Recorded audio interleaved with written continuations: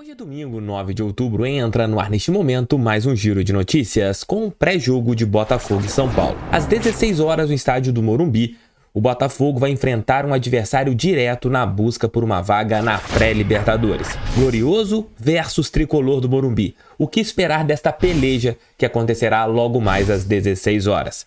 Tudo mesmo sobre esta partida importantíssima para o Botafogo nesse nosso pré-jogo de agora que está em nome de OneFootball. Se você quer informações do mundo da bola, acompanhar a rodada, ter os melhores momentos, vocês encontrarão tudo no melhor e mais completo aplicativo de futebol do planeta Terra.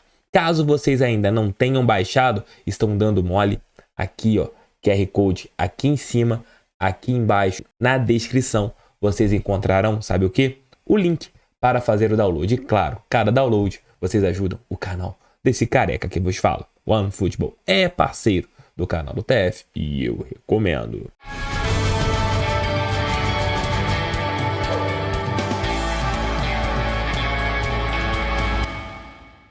Hoje, às 16 horas, no estádio do Morumbi, jogo com transmissão para boa parte do Brasil pela Rede Globo de televisão e através do pay-per-view para todo o Brasil, Botafogo enfrentará a equipe do São Paulo. Aproximadamente 3.500 alvinegros estarão no estádio do Morumbi.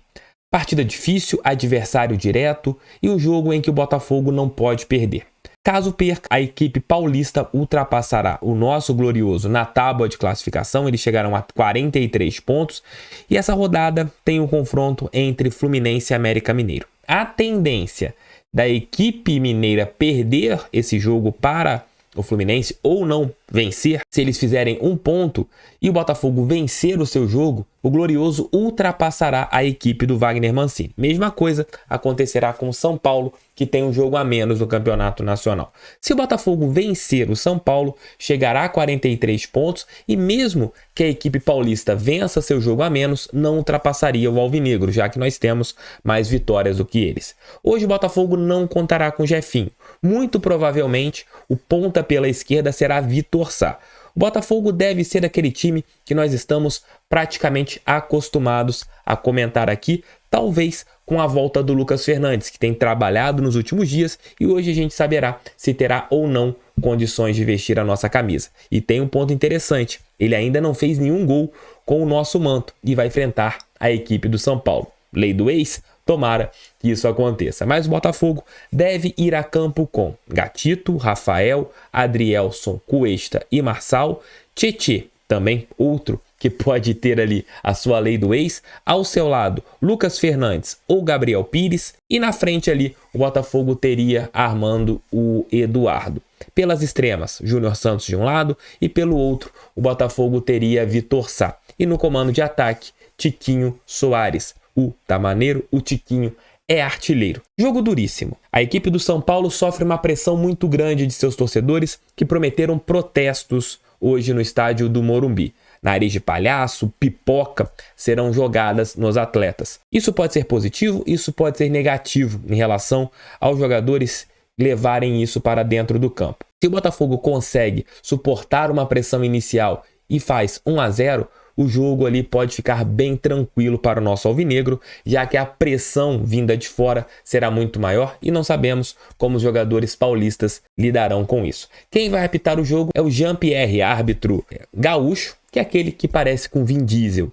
É um árbitro que oscila muito, às vezes faz bons jogos e às vezes atuações patéticas. Para falar um pouquinho sobre o São Paulo, chamo meu amigo Léo Dantas. Fale aí, Léo. Oi, Thiago, oi pessoal do canal, tudo bem? Vamos falar então do São Paulo. O Tricolor Paulista é o adversário do Botafogo nesse domingão no Morumbi. Jogar fora de casa já não está assustando o Botafogo, segunda melhor campanha como visitante. O X da questão é, esse jogo virou um confronto direto pela Libertadores, já que virou farra do boi nessas vagas para os torneios continentais. Vamos tentar tirar proveito. Os dois times estão empatados em pontos, muito colados, muito próximos, por isso esse jogo virou tão importante, mas tem um detalhe. Muita gente, assim como eu, considera que o empate lá está de bom tamanho. Mas o São Paulo tem uma partida a menos, justamente pela participação na final da Sul-Americana.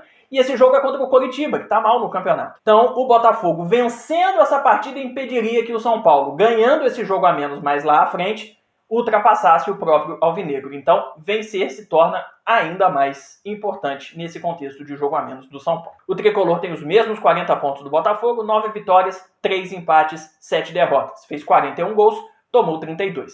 É o segundo time que mais empatou, teve dificuldade em matar alguns jogos, patinou no meio da tabela, mas é difícil ganhar do São Paulo. É o terceiro time que menos perdeu.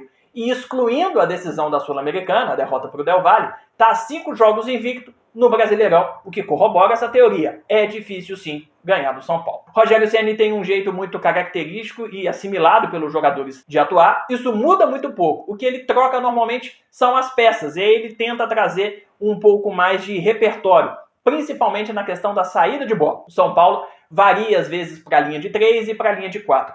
Quando ele joga ali com 4-4-2 ou 4-3-3, ele permite que os laterais subam bastante, porque todos eles têm veia ofensiva, e traz um volante para sustentar. Então a saída de bola dele é sempre com uma linha de 3. Esses laterais ajudam muito lá na frente, eu vou deixar para falar deles quando eu estiver descrevendo o ataque. São Paulo, do meio para frente, sobe em bloco. Normalmente a linha ali de 3, com 3 volantes, com os laterais encostando nos atacantes. O que é importante nesse time do São Paulo para o Botafogo marcar? A infiltração do Rodrigo Nestor, que tem sido um dos destaques dessa temporada do time. Ele chega com muita facilidade lá na frente, às vezes até para finalizar já. E o chute de média e longa distância do Pablo Maia, que é outro garoto que veio das divisões de base. Então, são volantes, mas que aparecem muito lá na frente, o Botafogo tem que ficar ligado.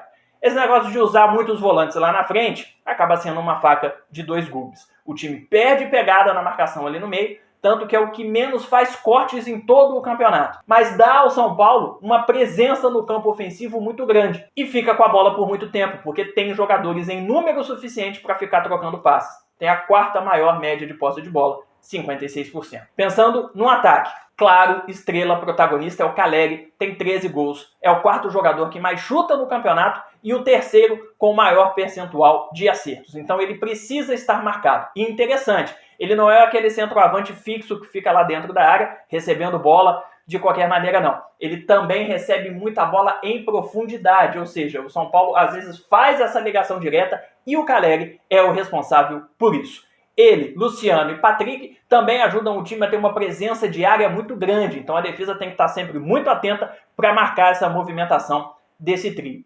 Lado prioritário do São Paulo para atacar, a esquerda, fazendo uma dobradinha forte do Patrick, que embora seja meia, aparece muito caindo pelo lado canhoto como um ponta, e também com o lateral, que pode ser Reinaldo ou pode ser o Wellington.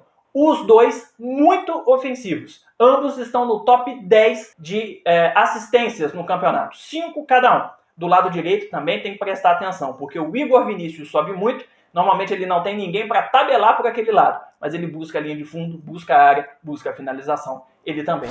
Bom jogo. Chamei o Léo Dantas, mas eu chamo vocês aqui para se inscreverem no canal, para compartilhar esse vídeo em seus grupos do WhatsApp. E relembrando que hoje nós não teremos almoço com TF, volto às 18 horas com a nossa live pós-jogo.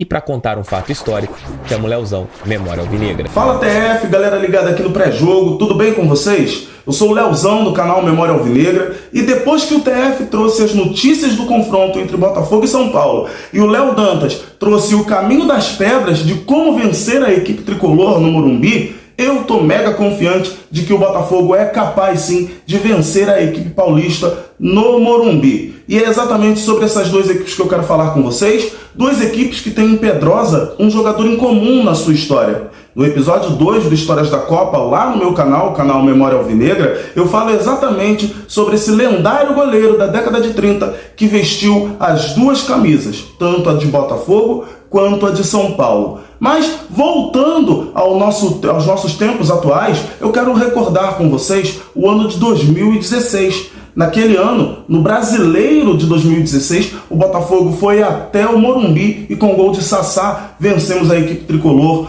por 1-0. Aquela vitória, naquela altura, configurou assim o início da arrancada do Botafogo rumo à classificação para a Libertadores de 2017. Em 2022, o São Paulo mais uma vez está no nosso caminho e o Botafogo mais uma vez busca uma arrancada rumo a uma competição continental. A última vitória do Botafogo no Morumbi foi exatamente a vitória de 2016 por 1-0. Em 2022, que o Botafogo possa voltar a vencer o São Paulo no Morumbi, que o Botafogo possa, assim, configurar mais uma arrancada rumo à competição continental, que é o sonho de todos nós, torcedores do Botafogo. Confiante na vitória, confiante de que, na história do confronto, a camisa do Botafogo vai mais uma vez pesar no Morumbi contra a equipe paulista, treinada por Rogério Ceni.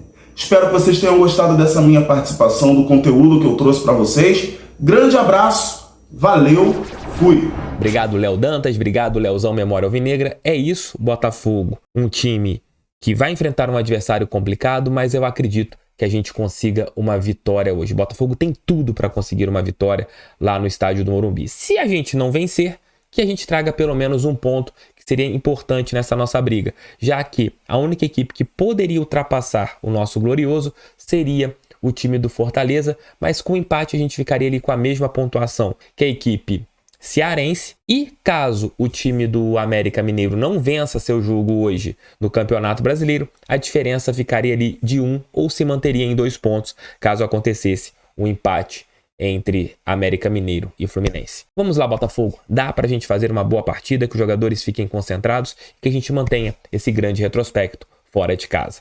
É isso, tamo juntos. Mais tarde, às 18 horas, estarei de volta com a nossa live pós-jogo, que já está programada. Ativem aqui o lembrete para vocês virem aqui pra gente conversar assim que a bola parar de rolar. Beijo, tchau, tchau e fui. Fogo neles, pra cima deles, fogão, sempre fogão. Valeu!